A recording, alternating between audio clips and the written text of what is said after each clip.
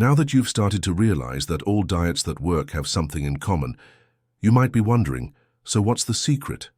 What is really behind the weight loss that occurs on any well-designed diet? And the answer is simpler than it seems. They all create in some way a calorie deficit. In other words, you start consuming less energy than you use, and that's exactly when the body starts to access its reserves. But don't worry, this doesn't mean starving yourself, restricting yourself, or counting calories all day. None of that. What really matters is, as this deficit is built and as it fits your reality, have you ever noticed that in the first few weeks of a diet we tend to lose weight faster? Do you know why? Because normally, during this period, you stop eating without thinking, reduce overeating, cut down on snacks between meals, increase your water intake, sleep better, and sometimes you even start moving a little more. And all of this combined completely changes your body's metabolic scenario. But what then? Why do so many people stagnate?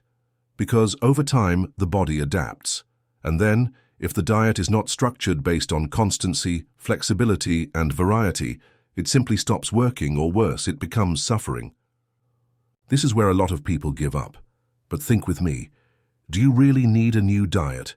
Or do you need to learn to maintain what was already working with small adaptations over time? Because one thing is certain, no diet works if you can't sustain it. And most people don't give up because the diet is ineffective. They give up because they couldn't fit that into real life. So I ask you, what would be smarter, to follow a super diet?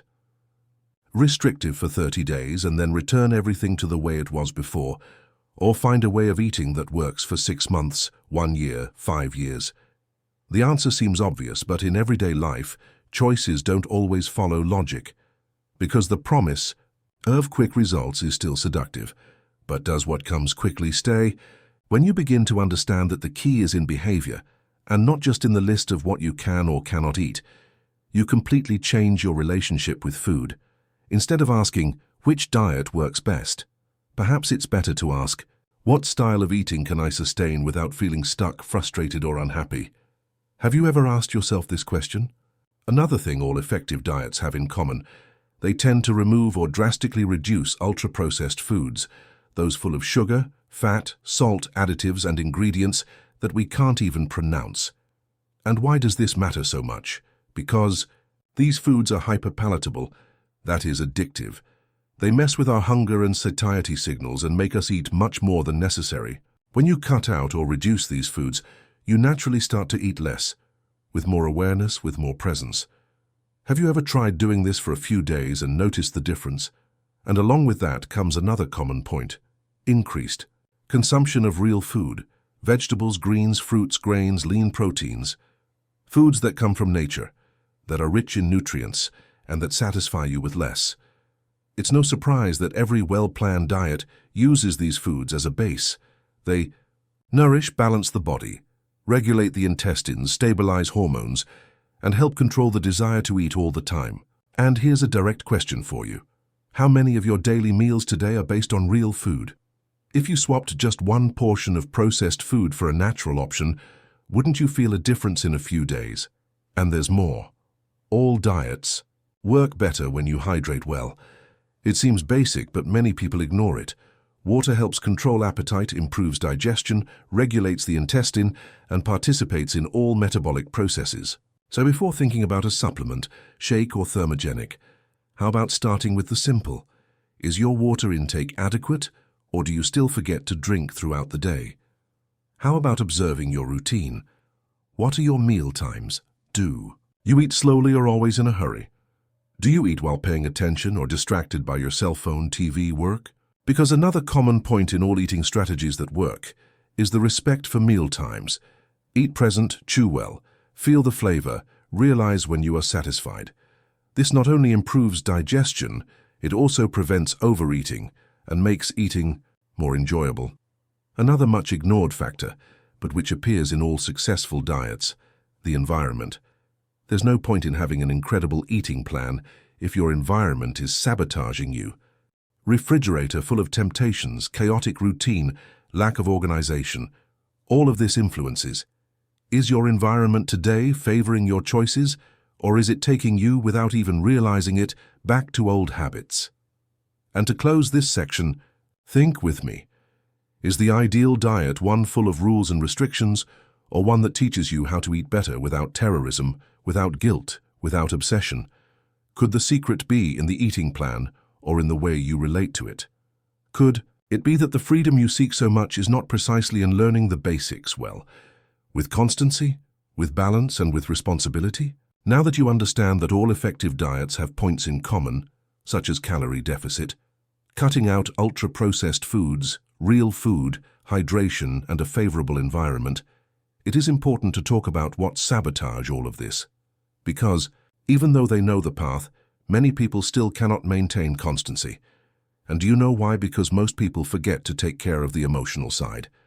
And that's where one of the biggest dangers lies: emotional hunger disguised as physical hunger. How many times have you eaten not because you were hungry, but because you were anxious, bored, frustrated, tired? And when this becomes a habit, there is no diet that can do it. You have to look inside. Start to understand what is behind your food choices. Are you really hungry? Or are you trying to fill a void that has nothing to do with food? And more, are you punishing yourself with your diet? There are people who go on such a restricted, rigid diet that they start to treat food as the enemy. You live in fear of eating, with guilt after each meal, with a constant feeling of failure. But how? Can you support a dietary plan that makes you suffer?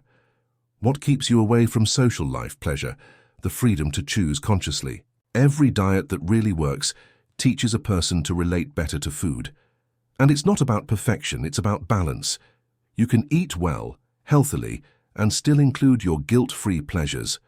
The problem was never that piece of cake on the weekend.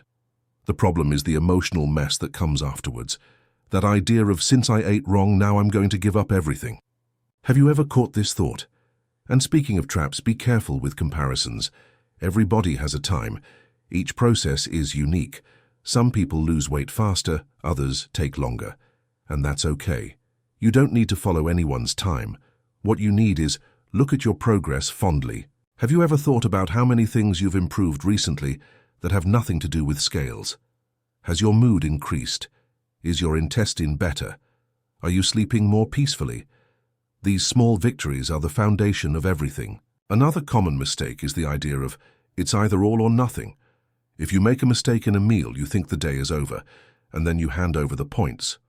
But look, one stumble doesn't undo the whole journey. You don't gain weight for a day outside of what was planned, just as you don't lose weight for a single day of eating well. What counts is what you do most of the time. So how about stopping sabotaging yourself because of occasional mistakes? Building habits is one of the most powerful tools when it comes to sustainable weight loss. Eating well has to become part of your identity, not as an obligation, but as a self-care choice. When you start to see yourself as someone who takes care of their body, who eats well, who respects their own rhythm, everything changes. Your decisions become lighter, more natural, more constant. Have you ever thought about transforming your diet into something pleasurable and uncomplicated, instead of an endless list of prohibitions? Because yes, it is possible to lose weight without suffering, without cutting out everything, without living in hunger. It is possible to re-educate your palate, discover new flavors, create routines that nourish you inside and out.